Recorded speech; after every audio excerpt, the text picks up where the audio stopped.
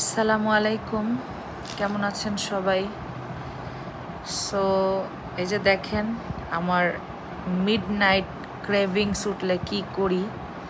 So আমি তো একটু ভিডিও এডিট করতেছিলাম, তখন আমার হাজব্যান্ড আমাকে 2টা ডিম পোচ করে এনে দিছে, আর হচ্ছে এখানে 2টা কাবাব আছে। তো এই যে আপনাদের ভাইয়ারটাও এই জায়গায়, আর এখানে এই যে ব্রেড আছে, আমরা এখন খাবো। হ্যাঁ, বেচারা আমাকে বলছে সে নাকি রাতে কিছু খাবে না, কিন্তু বেচারা আমি তো জানি যে রাতে খিদা লাগবে। তো যাই হোক, যেই বলা সেই কাজ, ক্ষুধা তো লাগছেই। আর আমার এরকম এরকম টাইপের পোচড এগ আমার অনেক পছন্দ। আমি জানি না আপনারা কারা কারা এরকম পছন্দ করেন।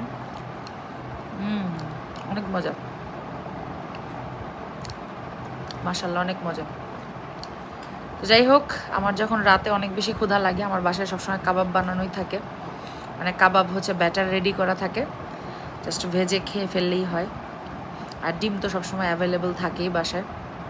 তো যখন অনেক রাতে ক্ষুধা লাগে তখন দেখা যায় যে এরকম আমরা খাওয়া দাওয়া করি রাতের বেলা, এরকম হালকা পাতলা খাই আর কি।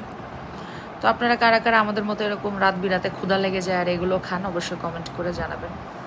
তো সবাই ভালো থাকবেন, সুস্থ থাকবেন। আল্লাহ হাফেজ, আসসালামু আলাইকুম।